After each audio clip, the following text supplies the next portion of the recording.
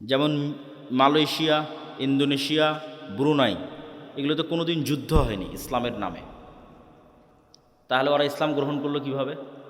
আরব ব্যবসায়ীরা ব্যবসা করতে করতে চলে গেছে মালয়েশিয়া, ব্যবসা করতে করতে চলে গেছে ইন্দোনেশিয়া, ব্যবসা করতে করতে চলে গেছে ব্রুনাই। ব্যবসা করতে গিয়ে সেখানে মানুষজন তাদের আচার আচরণ, সত্যবাদিতা, ন্যায়পরায়ণতা দেখে ইসলাম গ্রহণ করেছে, এলাকাকে এলাকা, এলাকাকে এলাকা।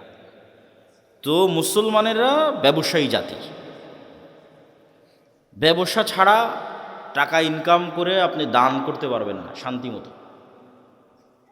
আর জান্নাত শুধু ইবাদত দিয়ে জান্নাত 100% কনফার্ম করা কঠিন। আবার শুধু পাপ মুক্ত থাকার চেষ্টা করেও 100% জান্নাত কনফার্ম করা কঠিন। যেমন এখানে কেউ দাঁড়িয়ে বলা কঠিন যে আমি আমার জীবনে এক ওয়াক্ত সালাত কাজা করিনি, অথবা এইটা দাঁড়িয়ে বলা খুব কঠিন যে আমি প্রত্যেক 5 ওয়াক্ত সালাতের শুরু থেকে শেষ পর্যন্ত শুধু আল্লাহর কথা স্মরণে রাখি, আর কারো কথা, দুনিয়ার কোনো কথা আমার মাথায় আসে না। এটা বলা কঠিন। তাহলে কেউ কিয়ামতের মাঠে দাঁড়িয়ে আল্লাহকে বলতে পারবে না যে আল্লাহ আমি এক ওয়াক্ত সালাত কাজা দিইনি, অথবা আমাকে জান্নাতে দিতেই হবে। এই চ্যালেঞ্জ দেওয়া কঠিন, জান্নাত দিতেই হবে। অথবা কেউ দাঁড়িয়ে বলবে যে আল্লাহ আমি একটাও গুনাহ করিনি, আমাকে জান্নাত দিতেই হবে, এটাও চ্যালেঞ্জ দেওয়া কঠিন। তাহলে জান্নাতে যাওয়ার জন্য আল্লাহর রহমতের ভিখারি, আল্লাহ ভালো মতো ইবাদত করতে পারিনি, অনেক গুনাহ করেছি, ক্ষমা করে দাও, আল্লাহ দয়া করলে এবার জান্নাত। কিন্তু জান্নাত কনফার্ম করার দুইটা রাস্তা আছে, চ্যালেঞ্জ, যে জান্নাত আমারই, যাবই। একটা হচ্ছে জীবন আল্লাহর রাস্তায় দিয়ে শহীদ হয়ে যাওয়া, এটা কনফার্ম 100%।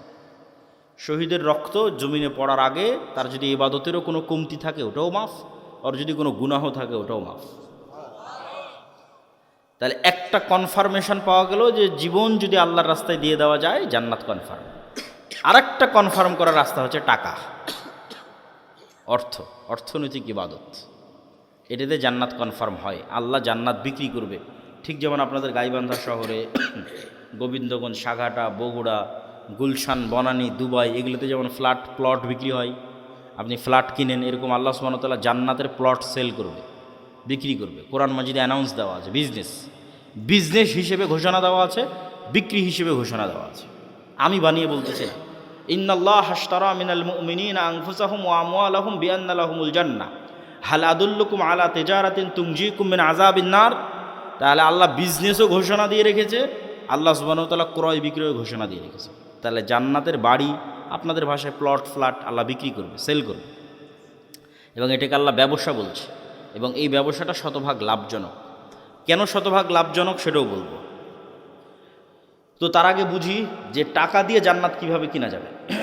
দুনিয়াতেই আল্লাহ সুবহানাহু ওয়া তাআলা অসংখ্য ইবাদতের কমতিতে টাকার জরিমানা দিয়ে মাফ করার ব্যবস্থা করেছেন, এবং অসংখ্য গুনাহের কাফফারায় টাকার জরিমানা দিয়ে মাফ করার ব্যবস্থা করেছেন দুনিয়াতে। যেমন কেউ হজ এবং ওমরা করতে গেছে, ওমরা করতে গিয়ে কোনো একটা ইবাদত ছুটে গেছে, বড় একটা ইবাদত, জামরায় হয়তো পাথর মারতে যেতে পারেনি, তাহলে ইবাদতে কমতি হয়ে গেছে। এখন আল্লাহ রাসূল বলতেছে ঠিক আছে, কমতি যেহেতু হয়ে গেছে, তুমি একটা দম, একটা দুম্বা, একটা খাসি আল্লাহর রাস্তায় কুরবানি করে দাও, ওইটা এটাকে মেকআপ করবে, কাভার দিবে। তাহলে টাকা দিয়ে ইবাদতের কমতি পূরণ করা যাচ্ছে। এবার গুনাহের কাফফারা, রমাজান মাসে দিনের বেলায় কেউ তার স্ত্রীর সাথে সাংসারিক জীবনে গেছে, আল্লাহ সুবহানাহু ওয়া তাআলা কোরআনে আয়াত অবতীর্ণ করে বলতেছে গোলাম আজাদ করতে হবে, অথবা 60 জন মিসকিনকে খাওয়াতে হবে। তো গোলাম আজাদ করতেও টাকা লাগবে, 60 জন মিসকিনকে খাওয়াতেও টাকা লাগবে। তাহলে টাকাটা দিয়ে গুনাহের কাফফারা হচ্ছে দুনিয়াতেই। এই সেম নিজাম ব্যবস্থা কিয়ামতের মাঠেও থাকবে।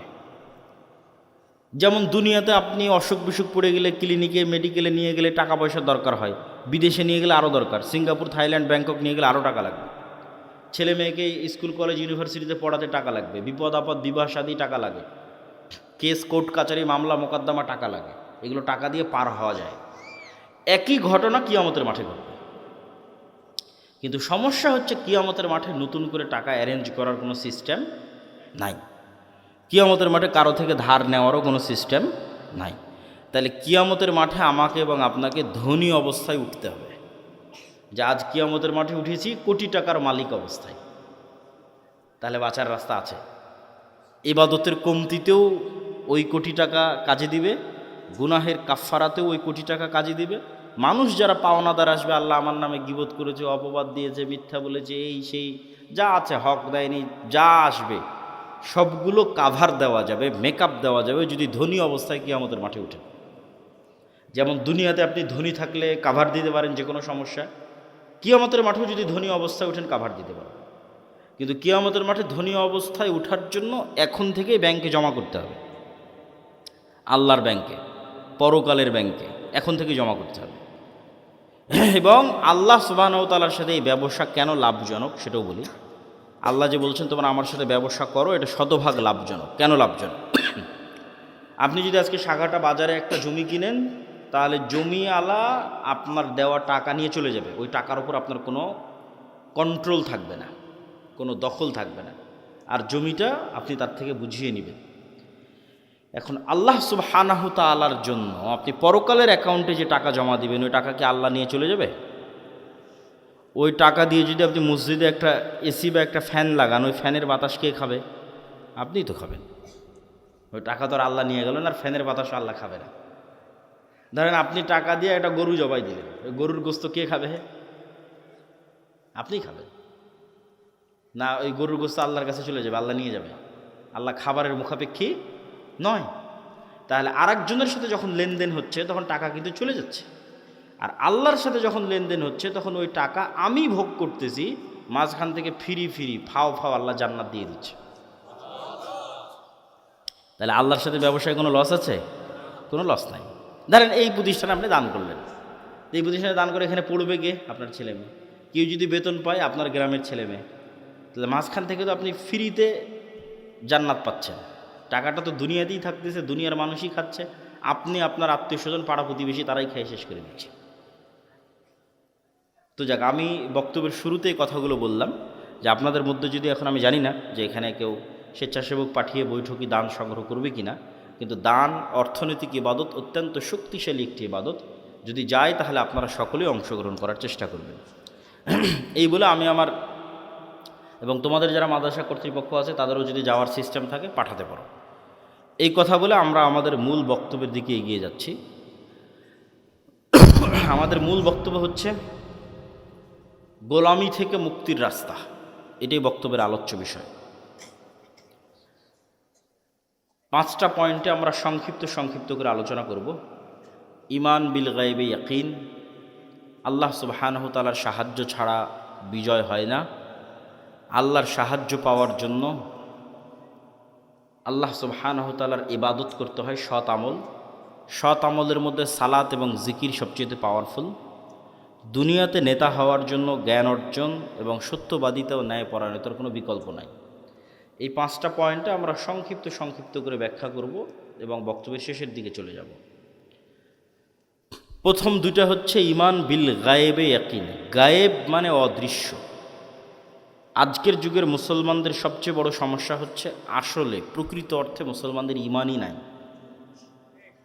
ঈমান মজবুত নয়, গায়েবের উপর ঈমান নাই। কেন? আজকের দুনিয়া বেশি বাস্তববাদী, বেশি বস্তুবাদী, বেশি দুনিয়ামুখী। ফলত গায়েবের যে লজিক, যে সূত্র, এইটা কেউ বুঝেও না, কেউ জানতেও চায় না। কিন্তু গায়েবের কার্যকরণের সূত্র এবং লজিক সবচেয়ে পাওয়ারফুল। এগুলোর জ্ঞান এবং নলেজ কোরআন এবং হাদিসে আছে। যেমন কিছুক্ষণ আগে দানের কথা বললাম, ওইটার সাথে একটা সূত্র দেখেন, A+B² মতো সূত্র, যে দুনিয়ার লজিকে আমি যদি ধরেন পকেটে আমার 1000 টাকা থাকে, তাহলে 1000 টাকা থেকে যদি আমি 500 টাকা দান করি, এই যে 1000 টাকা, এখান থেকে 500 টাকা যদি দেই আপনাকে, তাহলে 500 টাকা দুনিয়ার কাগজে কলমের হিসাবে কমে গেল। কিন্তু সাথে সাথে গায়েবের অদৃশ্য লজিকে প্লাস হয়ে গেল। এটা সূত্র, এটা গায়েবের সূত্র। এই প্লাসের প্রভাব 5 বছর পর দেখা যাবে, 10 বছর পর দেখা যাবে। ঠিক আমি একজনকে 1000 টাকা কর্জ দিলাম, তার সাথে 1100 টাকা সুদ হিসেবে নিলাম। দুনিয়ার হিসেবে 100 টাকা অতিরিক্ত দেখাচ্ছে, কিন্তু গায়েবের লজিকে ওখানে 100 টাকা কমে গেছে। কিন্তু ওই 100 টাকা যে কমে গেছে, এটার প্রভাব 5 বছর 10 বছর পর দেখা যাবে। এগুলো গায়েবের সূত্র। এই গায়েবের সূত্রগুলোর উপর, গায়েবের অস্তিত্ব এবং বাস্তবতার উপর মুসলমানদের ঈমান নাই। যেমন ফেরেশতা, ফেরেশতারা কোথায় যায়, কি করে, ঠিক আছে, আপনার বাড়িতে নূর আছে কিনা, আপনার বাড়িতে শয়তান আছে না ফেরেশতা আছে, আপনার কলবে নূর আছে কিনা, এগুলো সব গায়েব, এগুলো কিন্তু দেখা যায় না, এগুলো গায়েবের জগৎ। কিন্তু এই প্রত্যেকটার বর্ণনা কোরআন এবং হাদিসে আছে। ওইটার উপর আপনার ইমানের মাত্রা কোন লেভেলে, সেটার উপর নির্ভর করবে আপনি গোলামি থেকে মুক্তি পাবেন কিনা। ঠিক গায়েবের আর একটা বড় অংশ হচ্ছে পরকাল, জান্নাত জাহান্নাম, বারজাখি জীবন, এগুলো গায়েব। প্রত্যেক জগতের পরবর্তী জগতের কিছু আলামত পূর্বের জগতে থাকে। যেমন আমাদের পরের জগৎটা হচ্ছে বারজাখি জগৎ, তো বারজাখি জগতের কিছু চিহ্ন ওটা গায়েব, ওই গায়েবের জগতের কিছু চিহ্ন এই জগতে আছে। সেটা হচ্ছে ঘুম। প্রতিদিন আমরা একবার করে বারজাখি জগতে চলে যাই বা বারজাখি জগতের একটা স্বাদ নিয়ে আসি। মৃত্যুর পরবর্তী জীবনটাও এরকম, কিয়ামত হওয়ার আগ পর্যন্ত। এই জন্য ঘুমানোর সময় আমরা কি বলি যে আল্লাহুম্মা বিইসমিকা আমুতু, হে আল্লাহ আপনার নামে ঘুমাতে যাচ্ছি। জি না, এটার অনুবাদ হচ্ছে হে আল্লাহ আপনার নামে মৃত্যুবরণ করতে যাচ্ছি, মরতে যাচ্ছে। ঠিক পরের দিন সকালে যখন ঘুম থেকে উঠি তখন কিন্তু এটা বলা নাই যে আল্লাহ আপনার রহমত আপনার দয়া ঘুম থেকে উঠলাম। জি না, আহইয়ানা বাদামা আমাতানা, হে আল্লাহ মরে গেছিলাম, মরা থেকে বেঁচে উঠলাম। কি অনুবাদ দেখেছেন? দোয়ার অনুবাদ কি ভয়ঙ্কর, যে হে আল্লাহ মরে গেছিলাম, মরা থেকে সকালবেলা বেঁচে উঠলাম। তাহলে ওই যে মারা গেছিলাম রাতের বেলা, এটাই বারজাখি জগতের হালকা স্বাদ পরের জগতে। মানে আপনার মরার পরে কি হবে, ওই গায়েবের জগতের কিছু আলামত এই জগতে আপনি প্রতিদিন দেখতে পাচ্ছেন। এখন যারা ঘুম চলে গেছে এদের মধ্যে একদল মানুষের স্থায়ী মৃত্যু হয়ে যাবে ঘুমের মধ্যে, কেন আল্লাহ সুবহানাহু ওয়া তাআলা প্রত্যেক ঘুমন্ত বান্দার রূহকে তার নিকটে টেনে নেন। প্রত্যেক ঘুমন্ত বান্দার পবিত্র কোরআনের আয়াত, যাদের যাদের বাঁচিয়ে রাখতে চান তাদের রূহগুলো আবার ফেরত দিয়ে পাঠান যখন তারা ঘুম থেকে ওঠে। তো রূহ মানে হচ্ছে দেখা, শোনা এবং চিন্তা করার শক্তি, এটা রূহ থেকে আসে। এই জন্য আমরা যখন ঘুমাই তখন আমার দেখার শক্তিও নাই, আমার শোনার শক্তিও নাই, আমার চিন্তা করার শক্তিও নাই, তাহলে এখন আমার রূহ নাই। শরীরের সাথে একটা সম্পর্ক বজায় রেখে বের হয়ে গেছে, হালকা একটা সম্পর্ক বজায় রেখে বের হয়ে গেছে। ওই সম্পর্কটা যদি আল্লাহ কাট করে দেয়, এটা স্পট ডেড, আর উঠতে পারবে না পরের দিন সকালে। কিন্তু রুহের প্রকৃত কাজ হচ্ছে দেখা, শোনা, চিন্তা করা, এটা রুহের প্রকৃত কাজ। ঘুমের সময় যখন এই কাজগুলো অফ হয়ে যায় তখন রুহ বের হয়ে যায়। ঠিক এবার বারজাকি জগতে যখন আপনি চলে গেছেন তখন পরের জগতের কিছু আলামত আপনি কবরের জগতে পাবেন। মানে পরের জগৎটা তো জান্নাত এবং জাহান্নাম, কিয়ামতের পরের যে জান্নাত জাহান্নাম, তখন কবরে থাকা অবস্থাতেই জান্নাতের মৃদু আবহাওয়া আসবে, তাহলে আলামত দেখাচ্ছে যে এর পরের যে জগৎ সে জগতে তুমি জান্নাতে যাবা, সেটার কিছুটা আলামত নেও। যেমন দুনিয়াতে থাকতে তুমি ঘুমের মাধ্যমে পরের জগতের কিছু আলামত নিতা, এখন তুমি বারজাকি জগতে আছো, এখানে থাকা অবস্থায় এর পরের জগতের কিছু আলামত নাও। যদি জাহান্নামের হয়, শাস্তিযোগ্য বান্দা হয়, তাহলে জাহান্নামের গরম বাতাস আসতে থাকে তার কবরে। সরাসরি কিন্তু ওকে জাহান্নামে দেওয়া হয়নি, সরাসরি জান্নাতে দেওয়া হয়নি, কিন্তু তার পরের জগতে কি হবে তার কিছু ফিলিংস সে ওখানেই পাচ্ছে। এবং মানুষের আমলের ধরন অনুযায়ী এই রূহগুলো বিভিন্ন পর্যায়ে থাকে, আমলের ধরন অনুযায়ী। যেমন যারা শহীদ তাদের রূহগুলো পাখি হিসেবে জান্নাতে উঠতে থাকে এবং খাবারও গ্রহণ করতে থাকে, ইউরজাকুন, রিজিক দেওয়া হয়।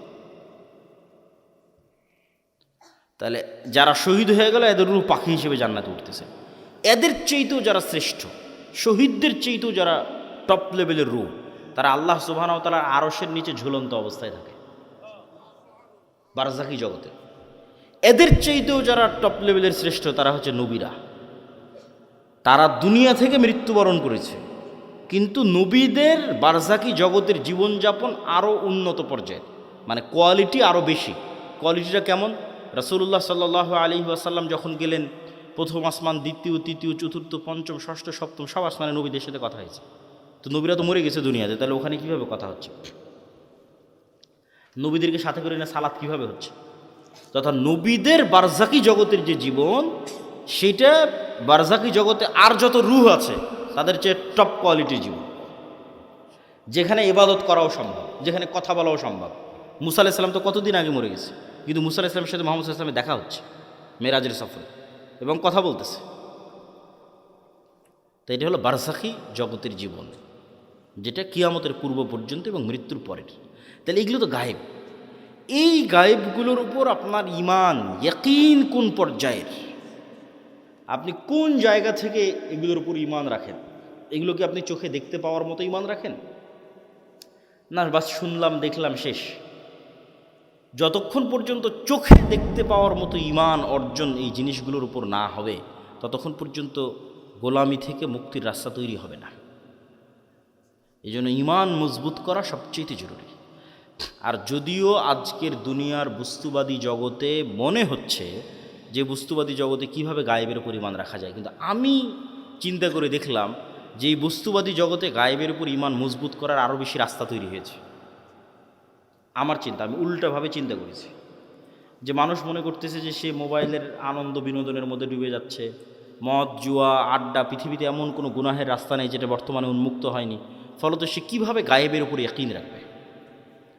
গায়েবের তো কোনো আলামত কোথাও দেখাই যায় না। কিন্তু আমি চিন্তা করে দেখলাম যে না, আমরা আধুনিক যুগে যা যা ব্যবহার করতেছি তা আমাকে গায়েবের প্রতি ইয়াকিন তৈরি করতে আরও বাধ্য করা উচিত। কিভাবে আপনাকে বলি, আজ থেকে 100 বছর আগে এই সাঘাটার কোনো মানুষকে যদি এখন জীবিত করা হয়, 100 বছর আগে এই প্রোগ্রামে নিয়ে এসে বসানো হয় মুরব্বির জায়গায়, দিয়ে তাকে আমি বলবো যে মুরব্বি, আমি এখন যে কথা বলতেছি আমার এই কথাটা না 1000 কিলোমিটার দূরে আমেরিকাতে এখন বাজতেছে, এখন আমার এই কথা উড়ে গিয়ে আমেরিকাতে এখন বাজতেছে, কয়েক হাজার কিলোমিটার দূরে। মুরব্বি তো বিশ্বাস করতে পারবে না যে বলে এখানে বলবে এখানে বাজবে লন্ডনে সাথে সাথে, এ কেমনি সম্ভব? এ তো গায়েব। এটা কিন্তু 100 বছর আগে এটাই গায়েব, 100 বছর আগে এটাই গায়েব। অথচ আমি কথা বললে আমার এই কথা উড়ে আমেরিকা, পৃথিবী যেই দিন সৃষ্টি হয়েছে সেই দিন থেকেই যায়। বুঝেননি মনে হয় আমার কথা? এটা মানুষ জানত না। এটা তো আলোর গতির মধ্যে, আলোর মধ্যে ডাটা ট্রান্সফার হয়, এই জ্ঞান মানুষের ছিল না।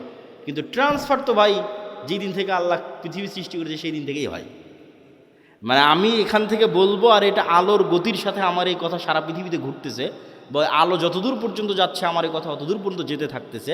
এটা যেই দিন থেকে পৃথিবী আল্লাহ সৃষ্টি করেছে সেই দিন থেকেই হয়। তাহলে এটা আমাদের জন্য কি ছিল? গায়েব ছিল। বলেন তো এটা আমাদের জন্য কি ছিল? গায়েব ছিল। তখন জানতাম না। তাহলে এইটা যদি সম্ভব হয় যে কথা বলবো এখানে আর আলোর গতিতে সেই কথা গিয়ে বাজবে আমেরিকায়, এবং আমেরিকায় বসে মানুষ শুনতেছে, এখন লন্ডনে বসে মানুষ শুনতেছে, আপনারা টিভি মোবাইলে ব্যবহার করতেছেন, তাহলে এটা ব্যবহার করা অবস্থায় আপনি কিভাবে বিশ্বাস করতেছেন যে এই কথা আল্লাহ শুনতেছে না? বলেন আল্লাহু আকবার। আপনি মোবাইল ব্যবহার করা অবস্থায় মানুষ আপনার কথা শুনে নিচ্ছে মানুষের তৈরি করা যন্ত্র দিয়ে, আমার এখনকার কথা মানুষ শুনে নিচ্ছে ইংল্যান্ডে বসে থেকে, আমেরিকায় বসে থেকে, আর আমি বিশ্বাস করতেছি আরে আমি যে কথা বলছি এটা তো মনে হয় আল্লাহ শুনতে পাচ্ছেন। তাহলে আপনি আধুনিক প্রযুক্তির প্রত্যেক যে জিনিস ব্যবহার করতেছেন ওই জিনিসে এবার এই স্টাইলে চিন্তা করবেন যে মানুষ যদি এই পর্যন্ত করতে পারে তাহলে আল্লাহ কোন পর্যন্ত করতে পারে। তাহলে আপনি যত চিন্তা করবেন তত গায়েবের উপর আপনার ইয়াকিন বাড়বে। যেহেতু ভয়ঙ্কর আমরা গেড়াকলে ফেসে গেছি। বর্তমান বিজ্ঞান এটাই বলতেছে যে কাফা বিনাফসিকাল ইয়াউমা আলাইকা হাসিবা, যে আজকে তোমার হিসাবের জন্য তুমি যথেষ্ট। আলজামনাহু তায়রাহু, মানুষের সাথে মানুষের পাখিকে আমি মানুষের ঘাড়ের সাথে বেঁধে দিয়েছি, শাব্দিক অনুবাদ করলাম। তো কেমনে মানুষ তার হিসাবের জন্য নিজেই সে যথেষ্ট, আলাদা করে হিসাব করা লাগবে না, এটার একটু দু একটা উদাহরণ দেই। এই যে আমরা এখানে কথা বলতেছি, এই কথা এখন আলোর সহযোগিতায় পৃথিবীর বাংলাদেশের সব জায়গায় পৌঁছে যাচ্ছে। তো এই আলোটা যতদূর যাচ্ছে এই কথা কিন্তু এই আলোর মধ্যে আছে। শুধু কথা না, আমার দৃশ্য, আমার ছবি, আমার ভিডিও এই আলোর মধ্যে আছে। আলো ডাটা ট্রান্সফার করতে পারে, যেটা দিয়ে এরা ক্যামেরার কাজ করতেছে, মোবাইলের কাজ করতেছে, সেটাই। তো এখন আমরা যদি পৃথিবীতে এমন একটা যন্ত্র আবিষ্কার করি যেটা আলোর চেয়ে বেশি জোরে দ্রুত চলে, এটা আবিষ্কার করা মানুষের পক্ষে সম্ভব নয়। কল্পনা করে যে আমরা একটা অলৌকিক কার্যকলাপের মাধ্যমে একটা মেশিন তৈরি করলাম আলোর চেয়ে জোরে চলে, দিয়ে এখন আজ থেকে 15 বছর আগে চলে গেছি, আলোর চেয়ে বেশি গতিতে 15 বছর আগে চলে গেছি। তো 15 বছর আগে সাঘাটার মাটি থেকে যে আলোটা ছুটেছে আকাশের দিকে, ওই আলোটা এখন যে জায়গায় আছে আমি ওর আগে গিয়ে বসে গেছি, ওর আগে গিয়ে পৌঁছে গেছি, আলোটাকে ধরবো। ওই আলোটাকে ধরার সময় যদি ওখানে আমি কোনো একটা মেশিন সেট করতে পারি, তাহলে 15 বছর আগে এই সাঘাটার মাটিতে বসে আমি যা করেছি তা লাইভ দেখতে পাবো। 15 বছর আগে সাঘাটার মাটিতে আমি যা বলেছি তা আমি লাইভ শুনতে পাবো। এগুলো একটাও হারিয়ে যায়নি, সব আলোর মধ্যে আছে। ওই যে বিজ্ঞান ব্যবহার করতেছে, এখন এখান থেকে উড়িয়ে নিয়ে গিয়ে আমেরিকা লন্ডনে বাজাচ্ছে, তোর তো আলোর সহযোগিতা, ওখান থেকে হারায় না। যে ধরতে চাইবে তোমাকেও ধরতে পারবে। যে তুমি রাতের অন্ধকারেও যদি কিছু করে থাকো, সেটাও আলোর মধ্যে ভেসে থেকে গেছে, ওটা ধরা যাবে। লাইভ বদরের যুদ্ধ দেখা সম্ভব। শুধু আলোর গতিতে 1500 বছর আগে চলে যেতে হবে, তাহলে বদরের যুদ্ধ লাইভ দেখা যাবে ক্যামেরা দিয়ে আর মোবাইল দিয়ে। মোহাম্মদ সাল্লাল্লাহু আলাইহি ওয়াসাল্লামের হাদিস সহজ। আমাদেরকে যদি আল্লাহ সুবহানাহু ওয়া তাআলা ধরতে চায়, তাহলে অন্তত এখনকার বিজ্ঞান অনুযায়ী গায়েবের উপর আরও ইয়াকিন তৈরি হওয়া উচিত যে আমরা তো বড় বিপদে আছি। শুধু এই একটা নয়, এই যে পুনরুত্থান, আল্লাহ সুবহানাহু ওয়া তাআলা মানুষকে জীবিত করতে চায়, জীবিত করবে।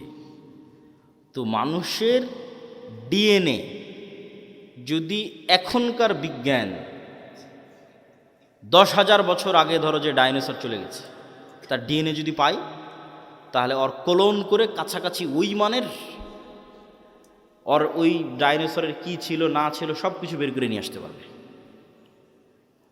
তো মনে করো তুমি মাটির সাথে মিশে হারিয়ে গেছো, তোমার ওই যে হাড় আছে, ওইটা যদি বিজ্ঞানীরাই পায় আজ থেকে 20-50 বছর পর, ওখান থেকে যদি ডিএনএ বের করে নিয়ে আসতে পারে, হাড় বাদ দিলাম, তোমার চুলের 10 ভাগের 1 ভাগও যদি পাওয়া যায়, ওখান থেকে তোমার ডিএনএ যদি বের করা যায়, তাহলে ডিএনএ বের করলে তো যত দ্রুত এই সায়েন্স অগ্রগতি লাভ করতেছে, অদূর ভবিষ্যতে দেখবা যে তোমার ডিএনএ দিয়ে তোমার লিভার তৈরি করা যাচ্ছে, তোমার ডিএনএ দিয়ে তোমার কিডনি তৈরি করা যাচ্ছে, খালি রুহটা দিতে পারবে না। তাহলে বিজ্ঞানীরাই তোমাকে 10,000 বছর পর আবার বানাতে পারবে, খালি রুহটা দিতে পারবে না। তাহলে বিজ্ঞানীরাই যদি এই পর্যন্ত করতে পারে, তা আল্লাহ সুবহানাহু ওয়া তাআলা তোমাকে পুনরায় জীবিত করতে পারবে না? খুবই ভয়ঙ্কর। আল্লাহ সুবহানাহু ওয়া তাআলা অতি দ্রুত এবং অতি সহজে তোমাকে পুনরায় জীবিত করবে। এই জন্য মানুষের শরীরের সাথে মাটির প্রচণ্ড মিল আছে, প্রচণ্ড মিল আছে মানুষের শরীরের সাথে মাটির। আমরা যা খাবার খাই সব মাটি থেকে আসে, যা আমাদের পেটের মধ্যে ঢুকতেছে, এমন কোনো খাবার নাই যেটা তুমি মাটির সংস্পর্শ ছাড়া তৈরি করতে পারবা, আলোর সংস্পর্শ ছাড়া তৈরি করতে পারবা, পানির সংস্পর্শ ছাড়া তৈরি করতে পারবা, কিছু নাই। বলো কই আমি গরুর গোস্ত, তো গরু কি খায়? ঘাস খায়। ঘাস কোথায় হয়? মাটিতে হয়। কোনো খাবার নাই পৃথিবীতে যেটা ওখান থেকে আসতেছে না।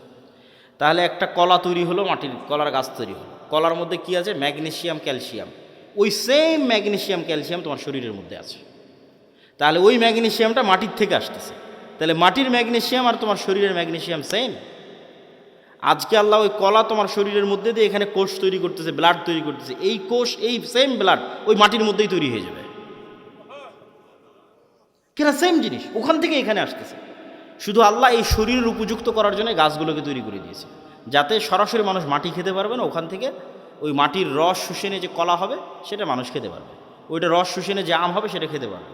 কিন্তু ওই আমের মধ্যে যে ভিটামিন আছে, ওই ভিটামিন মাটি থেকে এসেছে, ওইটা আমার সেম শরীরের মধ্যে আছে। তাহলে আমার শরীরের মধ্যে যা যা আছে তা মাটিতেও আছে।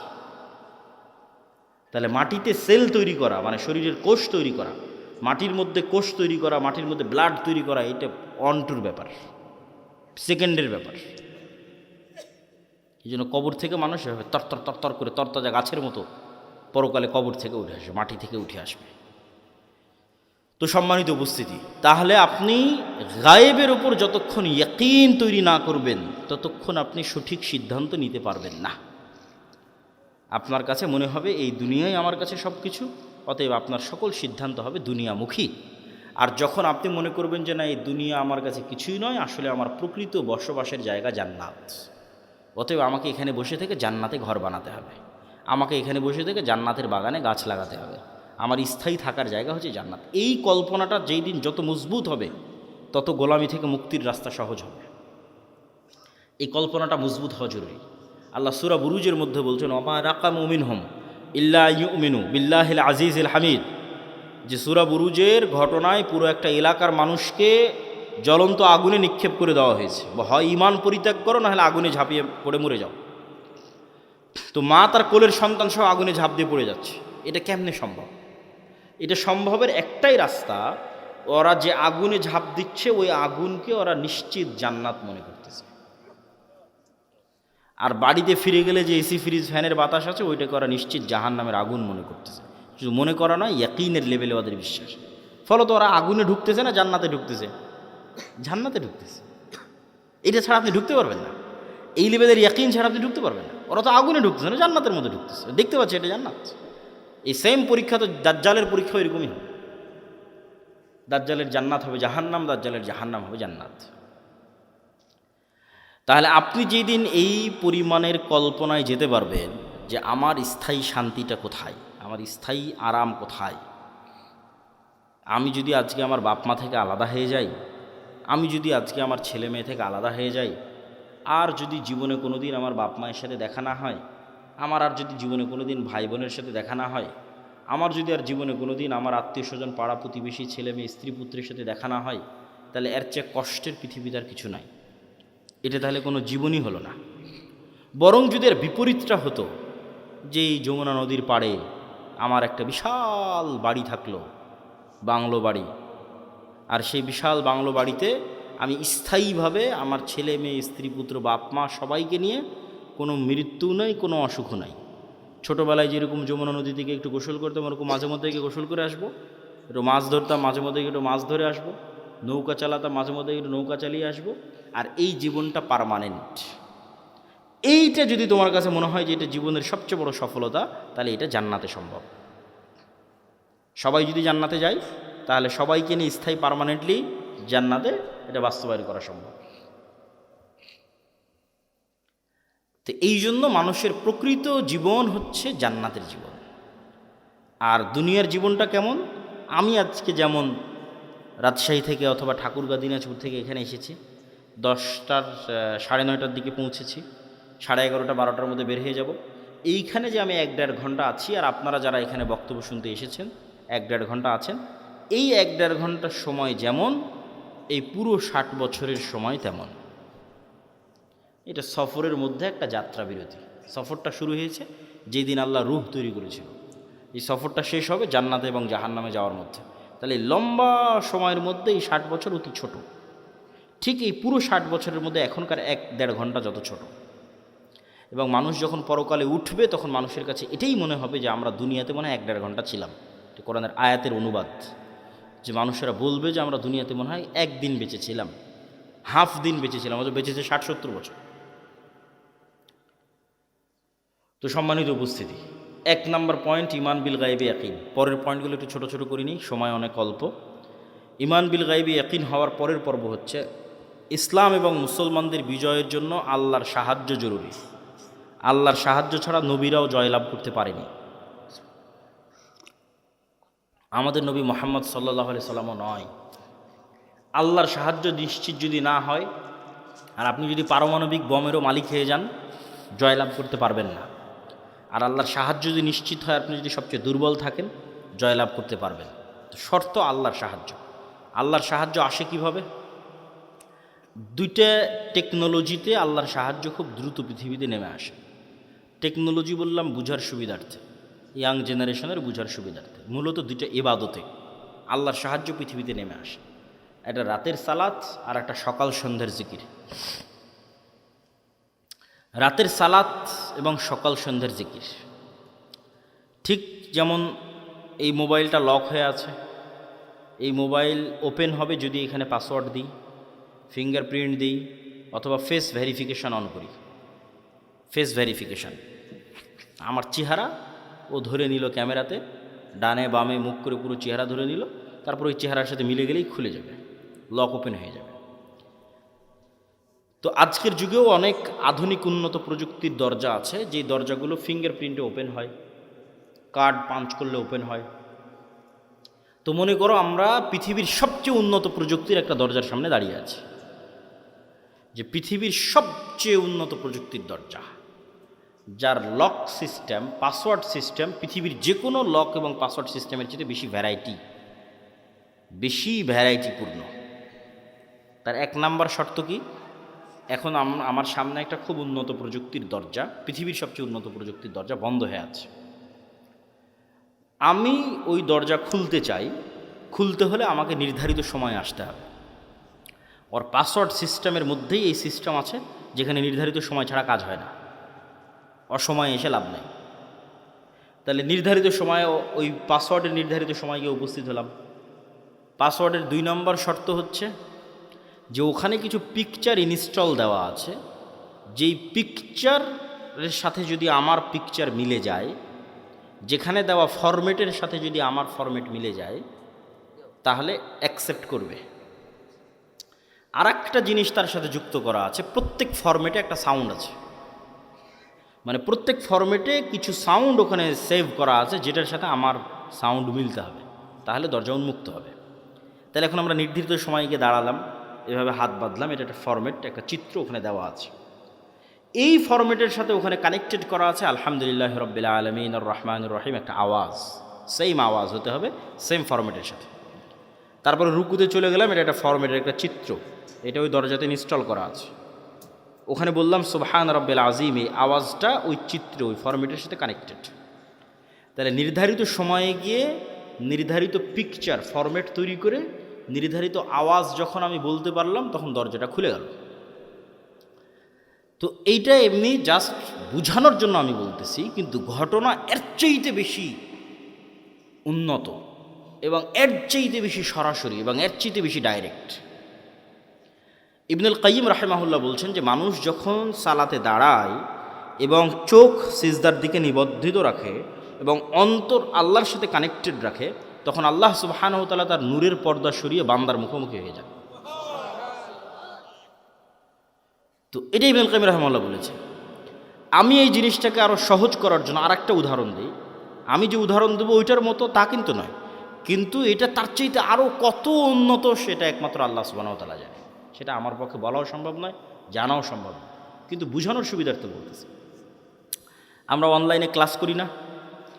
অনলাইনে ক্লাস করার সময় টিচার আসলো, জুমে লগ ইন করলো, আমিও জুমে লগ ইন করলাম।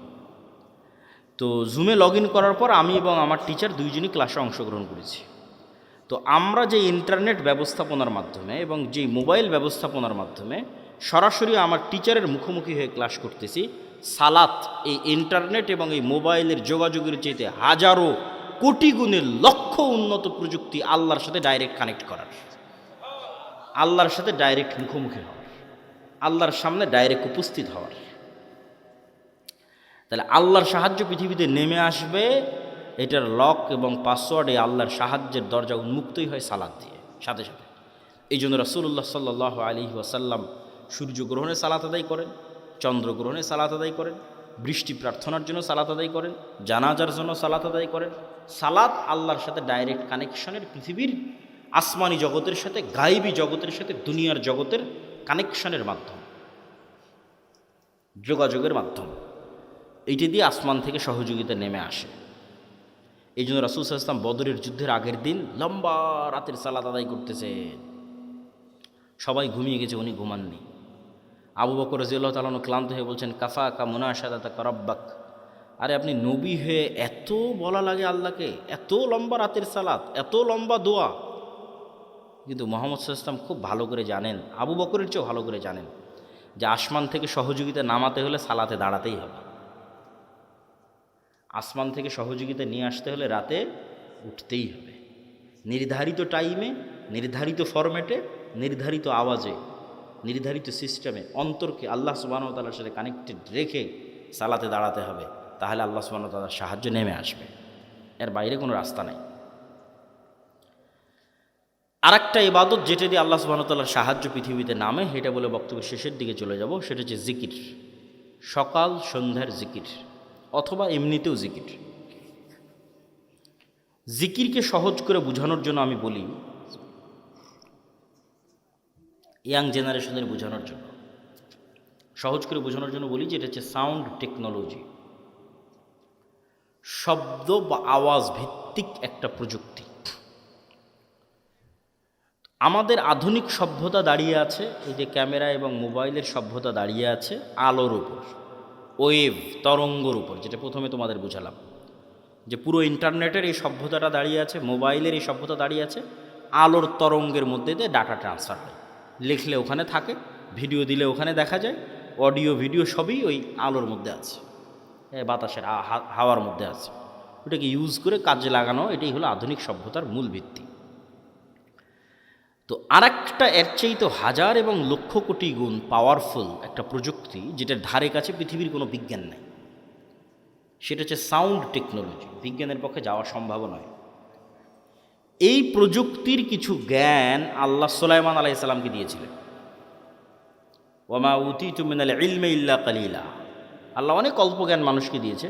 এই অল্প জ্ঞানের মধ্যেও এই টপ লেভেলের এই জ্ঞানটা সুলাইমান আলাইহিস সালামকে দেওয়া ছিল কিছু। এই জন্য সুলাইমান আলাইহিস সালাম পিঁপড়া কী বলতেছে বুঝতেন, মানে পিঁপড়ার আওয়াজ সুলাইমান আলাইহিস সালাম বুঝতেন। আবার কি বললে পিঁপড়া বুঝবে, মানে কোন আওয়াজ মুখ দিয়ে বের করলে পিঁপড়া বুঝবে, সে আওয়াজ সুলাইমান আলাইহিস সালাম জানতেন। এটা তো আওয়াজের টেকনোলজি, সাউন্ড টেকনোলজি। পাখি কি বলতেছে এটা সুলাইমান আলাইহিস সালাম বুঝতেন। কোন আওয়াজটা বের করলে পাখি বুঝবে, যেমন আমি বাংলা আওয়াজ বের করতেছি, আপনি বুঝতেছেন। আবার আমি যদি ইংরেজি শিখি, ইংরেজি আওয়াজ বের করবো, আপনি বুঝবেন। তো পাখিও তো একটা আওয়াজ বের করছে, আমি তো বুঝি না। তাহলে ওই টেকনোলজির জ্ঞান আমার নাই। আবার আমি কি বললো ওই পাখি বুঝবে, সেটাও তো আমি জানি না। তাহলে এটার কিছু জ্ঞান কাকে দেওয়া ছিল? সুলাইমান আলাইহিস সালাতু দেওয়া ছিল। সুলাইমান আলাইহিস সালাতু বললেন যে বিলকিসের সিংহাসন নিয়ে আসতে হবে। তো ইফরিতুম মিনাল জিন, ইফরিত নামক একটা জিন দাঁড়িয়ে বলল যে আপনার চেয়ার থেকে উঠার পূর্বেই অথবা দাঁড়িয়ে থেকে বসার পূর্বেই আমি বিলকিসের সিংহাসন নিয়ে আসব। সুলাইমান আলাইহিস সালাম রাজি হলেন না এটাতে। তখন এমন একজন ব্যক্তি যাকে আল্লাহ জ্ঞান দিয়েছিল, এভাবে বলা আছে কোরআনে, এটা কোরআনের আয়াত। এ এখন জিন না মানুষ, ওর নাম কি তা উল্লেখ করা নেই, খালি বলা আছে এমন একজন ব্যক্তি যাকে আল্লাহ কি দিয়েছিল? জ্ঞান দিয়েছিল। সে বলল আপনার চোখের পলক পড়ার পূর্বেই বিলকিসের সিংহাসন এখানে উপস্থিত হবে, জ্ঞান দিয়েছিল। তো অনেক মুফাসসিরিনে কেরাম অ্যানালাইসিস করেছে, বিশ্লেষণ করেছে, এবং আমার কাছে মনে হয় হতে পারে, আল্লাহ ভালো জানে, জ্ঞান আল্লাহর কাছে, যে উনি বিশেষ কোনো জিকির জানতেন, যেই জিকির দিয়ে উনি চোখের পলকে সিংহাসনকে সেখান থেকে উঠিয়ে সুলাইমান আলাইহিস সালামের সামনে পেশ করে দিয়েছেন।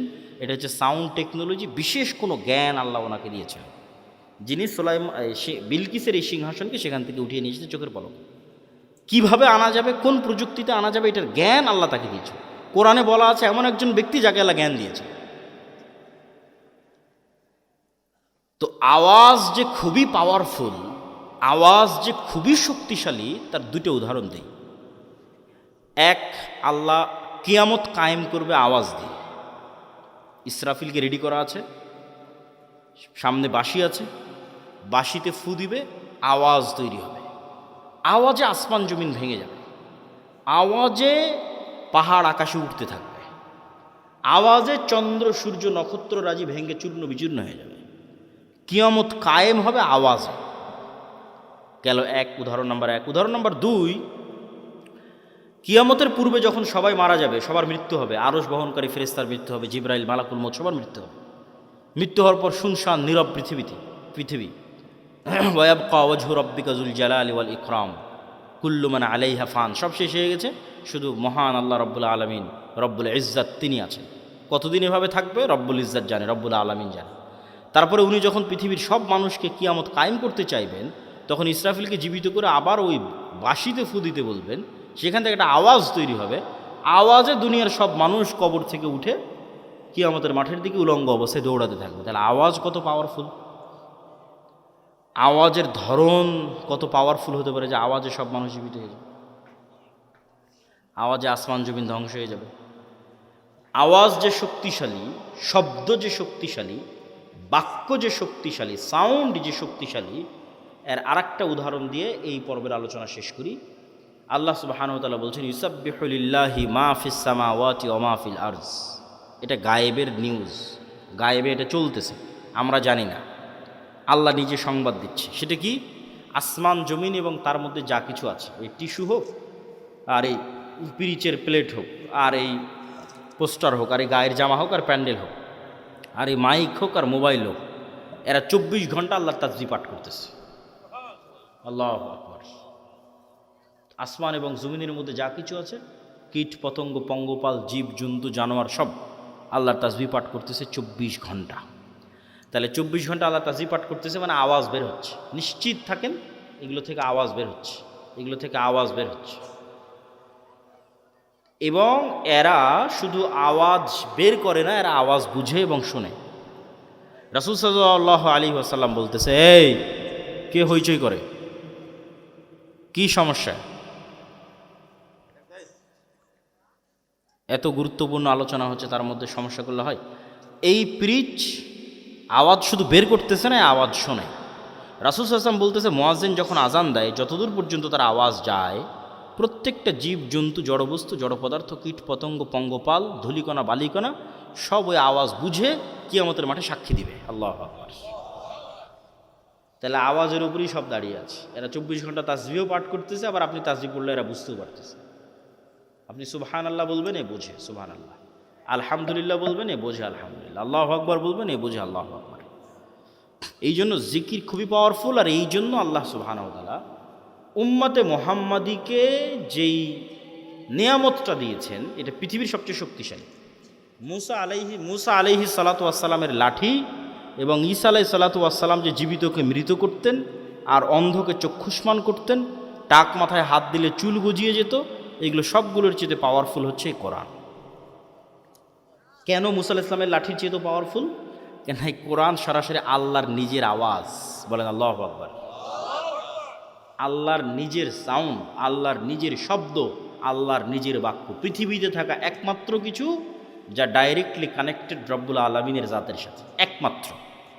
আর বাকি পৃথিবীর সব আল্লাহর সৃষ্টি। শুধু কোরআন সরাসরি আল্লাহর আওয়াজ, আল্লাহর সাউন্ড, যা আল্লাহর থেকে জিবরাইল আলাইহিস সালাম শুনেছে, জিবরাইল আলাইহিস সালাম থেকে মুহাম্মদ সাল্লাল্লাহু আলাইহি ওয়াসাল্লাম শুনেছে, তার কাছ থেকে আমরা শুনেছি। তাহলে উম্মতে মুহাম্মাদের উপর সবচেয়ে বড় নিয়ামত হচ্ছে কোরআন। আর এই জন্য সবচেয়ে বড় জিকির হচ্ছে কোরআন। সর্বশ্রেষ্ঠ জিকির হচ্ছে কোরআন তেলাওয়াত। কিন্তু এই কোরআন বুঝলে তো, মানলে তো উম্মতে মুহাম্মাদের মুক্তি হবে। কেউ বুঝেও না, কেউ মানেও না, হাফেজ হয়ে শেষ, তাহলে তো হবে না। শুধু কোরআন আরবিতে পড়া শিখে নিলাম দিয়ে শেষ না। কোরআনে আল্লাহ সুবহানাহু ওয়া তাআলা বোঝার জিনিস দিয়েছেন, চিন্তা করার জিনিস দিয়েছেন। এটা খুব জরুরি। তো আমাদের বক্তব্যের শেষ দুটো পয়েন্ট। আজকের অবশ্য সব আলোচনা আল্লাহর পথে যাত্রা এই বইয়ের মধ্যে আছে। এই বইটা প্রত্যেক মসজিদ, মাদ্রাসায়, স্কুল, কলেজে প্রতি সপ্তাহে অন্তত একদিন সাপ্তাহিক দার্সের অন্তর্ভুক্ত করা উচিত। পাঠচক্র, তালিমি বৈঠকের অন্তর্ভুক্ত করা উচিত। তবে বইটা আজকে নাই, এর আগের প্রোগ্রামই শেষ হয়ে গেছে। আজকে মনে হয় শুধু 2-3টা বই আছে, তার মধ্যে এই উপদেশ একটা, আর কি আছে, আর ফতোয়া সিরিজ একটা। শুধু 3-4টাই বই আছে, উপদেশ 2-3টে আর ফতোয়ার একটা। আগের প্রোগ্রামে সব বই শেষ হয়ে যাওয়াতে আমরা এখানে নিয়ে আসতে পারিনি। তবে কোনো বই না নিলেও আল্লাহর পথে যাত্রা এই বইটা অনলাইনে অর্ডার দিয়ে হলেও, জামিয়া সালাফিতে যোগাযোগ করে হলেও প্রত্যেক মসজিদে, মাদ্রাসায়, ব্যক্তিগত বাড়িতে, পরিবারে একটা করে রাখা উচিত। এটা ঈমান বিল গায়বে ইয়াকিন তৈরি করার জন্য। শেষ 2 পয়েন্ট। সত্যবাদিতা, ন্যায়পরায়ণতার জ্ঞান ও শিক্ষা। পৃথিবীতে গোলামি থেকে মুক্ত হওয়ার জন্য এবং নেতা হওয়ার জন্য আল্লাহ কিছু ফাংশন পৃথিবীতে রেখেছেন। এতক্ষণ যেগুলো বলে মানে সব গায়েবের ফাংশন, এখন বাস্তব জগতের ফাংশন বলে। বাস্তব জগতেও কিন্তু আল্লাহর তৈরি করা ফাংশন কাজ করে। যেমন আল্লাহ আগুন তৈরি করেছে জ্বালানোর জন্য। আল্লাহ ছুরি বা লোহাকের মধ্যে ওকে যার গলায় ধরবেন কেটে যাবে। এগুলোর মধ্যে কাটার শক্তি, জ্বালানোর শক্তি আল্লাহর দেওয়া, মানুষের পক্ষে দেওয়া সম্ভব নয়। তো আগুন জ্বালাবে এই সিস্টেম আল্লাহর দেওয়া, ছুরি কাটবে এই সিস্টেম আল্লাহর দেওয়া। এখন তরবারিকে যদি হামজা রাদিয়াল্লাহু তাআলার গলায়ও ধরা হয়, আল্লাহর নবীর চাচা, তাও কেটে যাবে। কেন? আল্লাহ তার তৈরি করা সিস্টেম, রুল ভাঙে না। এখন একটা বম যদি পৃথিবীর সর্বশ্রেষ্ঠ তাকওয়াবান আল্লাহওয়ালা মানুষের গায়েও মারা হয়, মরে যাবে, কিছু করার নাই। সিস্টেম ওয়ার্ক করবে, ফাংশন কাজ করবে।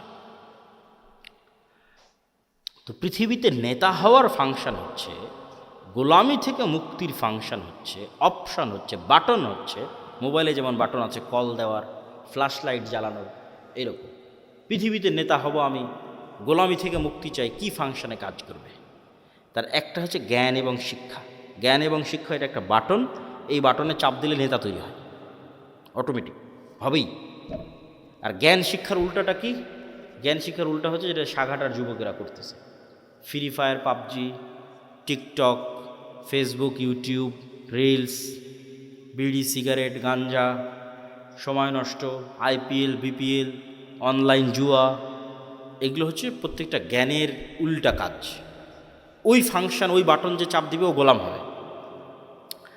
এখন পৃথিবীতে যদি আমেরিকা এবং ইউরোপের এবং ইসরায়েলের ইহুদিরা জ্ঞান অর্জন করে আর সাঘাটার যুবকেরা যদি এগুলো করে, তো আল্লাহ সুবহানাহু ওয়া তাআলা কখনোই তার রুলস ব্রেক করে, তার সিস্টেম ব্রেক করে এসে বলবে না, এই ইহুদিরা, খ্রিস্টানেরা, তোরা থাম, তোরা তো অনেক জ্ঞান অর্জন করতেছিস, তোদেরকে নেতা হতে দেওয়া যাবে না। আমার সাঘাটার কিছু মুসলমান জুয়াখোর, মদখোর আছে, ওদেরকে নেতা বানাবো। হবে নাকি? হ্যাঁ, হবে না।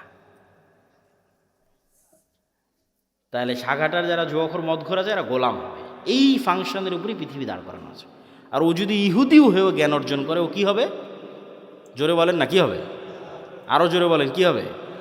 নেতা হবে। তাহলে গোলামির জিঞ্জির আমাদের হাতে এবং পায়ে আমরাই বাঁধতেছি। জ্ঞান বিমুখ হওয়ার মাধ্যমে আমাদের হাতে এবং পায়ে গোলামির জিঞ্জির আমরাই বাঁধতেছি। গোলামির জিঞ্জির খুলতে হবে নিজেকে, জ্ঞান অর্জন করতে হবে। জ্ঞান এবং শিক্ষা ছাড়া গোলামি থেকে মুক্তির কোনো রাস্তা নাই। 2 নাম্বার আর একটা বাটন হচ্ছে ন্যায়পরায়ণতা এবং সত্যবাদিতা। আর এর উল্টা বাটনটা হচ্ছে 2 নাম্বারই রাস্তা, ধোঁকাবাজির রাস্তা, দুর্নীতির রাস্তা, মিথ্যার রাস্তা। তাহলে এই 2 নাম্বার, মিথ্যা, দুর্নীতি, ধোঁকাবাজি, এটা হচ্ছে গোলামির রাস্তা। সত্যবাদিতার, ন্যায়পরায়ণতা হচ্ছে নেতা হওয়ার রাস্তা। তাহলে তোমাদের 300 আসনের যে এমপিরা আছে, এরা সবাই গণতান্ত্রিক সিস্টেমের মধ্যে লবি, লিয়াজু, ধোঁকা, টাকা পয়সা, লেনদেন, এই গোলামির রাস্তার মধ্যে দিয়ে তারা নেতা হচ্ছে। তাহলে এই গোলামির কালচারের মধ্যে দিয়ে যারা এমপি হচ্ছে, এরা নেতা না গোলাম? এত আস্তে বললে হবে? নেতা না গোলাম? গোলাম। নেতা নয়। আপনি মনে করছেন নেতা, কিন্তু নেতা নয়। কেন নেতা নয় সেটাও বলে দিই। যে এই 2 নম্বরই রাস্তার কালচারের মধ্যে দিয়ে এমপি হচ্ছে, মিনিস্টার হচ্ছে, প্রাইম মিনিস্টার হচ্ছে, ওকে কালকে ভারত আর আমেরিকা টাকা দিয়ে কিনে নিতে পারবে।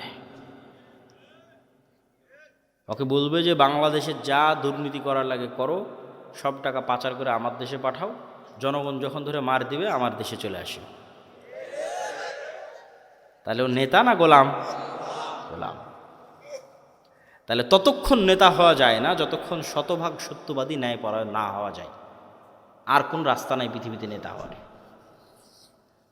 ওসি, ডিসি, এসপি, মন্ত্রী, মিনিস্টার, এসিল্যান্ড, সাব রেজিস্ট্রার, মাদ্রাসার শিক্ষক, প্রধান শিক্ষক, আলেম, ওলামা, হুজুর, ইসলামী দল, সংগঠন, সবার মধ্যে বাহ্যিক ইসলাম আছে। বেশিরভাগের মধ্যে 50% হয়তো সালাত আদায় করে, 60-70% হয়তো উমরা করে। কিন্তু এই চেয়ারটাতে যখন বসতেছে, তখন চেয়ারের আমানত আর রক্ষা করে না। তখন 2 নম্বরই রাস্তা অবলম্বন করে, ঘুষ, সুদ, দুর্নীতি, টাকা পয়সা সবগুলোর মধ্যে ঢুকে পড়ে। তাহলে সে আসলে বুঝেইনি ইসলাম কি, সে আসলে মোনাফিক। সে কি? মোনাফিক। এটা রাসূল সাল্লাল্লাহু আলাইহি ওয়াসাল্লামের হাদিস যে সে মোনাফিক। এখন আপনারা সাঘাটার মানুষ কেমনে পরীক্ষা করবেন যে আপনি নেতা হওয়ার যোগ্য না যোগ্য না? জ্ঞান আর শিক্ষার পরীক্ষা তো এমনি করতে পারবেন, জ্ঞান অর্জন শিক্ষার সাথে আছেন কিনা। ন্যায়পরায়ণতা, সত্যবাদিতার পরীক্ষা কেমনি করবেন? আপনারা যদি আপনাদের পিতার সম্পত্তিতে নিজ নিজ বোনকে ন্যায়ের সাথে, ইনসাফের সাথে তার যে সম্পত্তি পাওয়ার হক সেটা দিয়ে থাকেন, তাহলে আপনার মধ্যে নেতা হওয়ার গুণ বিরাজমান আছে। আর যদি না দিয়ে থাকেন, যমুনার চরেরটা বোনকে, আর যেটা বেশি দামি রাস্তার পাশে উঁচু সেটা নিজে, ভিটা বাড়ি নিজের, আর যেটাতে আবাদি হয় না, ডুবে থাকে 6 মাস, সেটা বোনের, অথবা দেনইনি বোনকে, তাহলে আপনার মধ্যে গোলামির স্বভাব বিরাজমান আছে। আপনিও গোলাম, আপনার পরবর্তী 14 পুরুষ পর্যন্ত গোলাম থাকবে। এবং আপনাকে যদি আমি আজকে বাংলাদেশের প্রধানমন্ত্রী বানিয়ে দিই, আপনি গত 16 বছরের চেয়ে বেশি দুর্নীতি করবেন। তাহলে এই যতক্ষণ পর্যন্ত নিজ নিজ জায়গা থেকে সবাই সত্যবাদী এবং ন্যায়পরায়ণ না হয়ে, যত মতো বুঝেইনি ইসলাম কি, ও তো নিজেকেই ধোকা দিচ্ছে। মনে করছে আরে আমি হজ করলাম, উমরা করলাম, সালাত আদায় করলাম, মসজিদ মাদ্রাসায় দান করলাম, বিশেষ অতিথি প্রধান অতিথি হয়ে বসে আছি, আর কি? সব মুনাফিক। ইজা তুমি না খানা, মুনাফিকের আলামত হচ্ছে দায়িত্বের আমানতের সাথে খেয়ানত করে। এদের অন্তরে ইমান ঢোকেনি, এদের বাহ্যিক ইবাদত কবুল হবে না, এদের বাহ্যিক ইবাদত কাজে দিবে না। লা ইমান আল ইমান লা আমানাত লাহু, যে অন্তরে ইমান ঢুকে গেছে ওই অন্তরে আমানতের খেয়ানত ঢুকতে পারে না। যে অন্তরে আল্লাহর ইমান ঢুকে গেছে ওই অন্তরে 2 নম্বরই রাস্তা ঢুকতে পারে না। সম্মানিত উপস্থিতি, আল্লাহ সুবহানাহু ওয়া তাআলা আমাদের এই 5টা পয়েন্টের উপর, ইমান বিল গায়বে ইয়াকিন, তারপরে হচ্ছে আল্লাহর সাহায্য ছাড়া বিজয় হয় না, আল্লাহর সাহায্য দুনিয়াতে আনার জন্য রাতের সালাত, সকাল সন্ধ্যের জিকির, 5 ওয়াক্ত সালাত তো লাগবেই, নাহলে আল্লাহ গণার মধ্যেই ধরবে না, কাউন্টের মধ্যেই ধরবে না। তার পাশাপাশি সর্বোচ্চ পর্যায়ের জ্ঞান এবং সর্বোচ্চ পর্যায়ের শতভাগ ন্যায়পরায়ণতা এবং আমানতদারিতা। এরকম যদি 500টা মানুষও তৈরি হয়, শুধু বাংলাদেশে না পৃথিবীতেই ইসলাম বিজয়ী হয়ে যাবে, শুধু বাংলাদেশে না ইনশাআল্লাহ। এই বলে সংক্ষিপ্ত বক্তব্য এখানে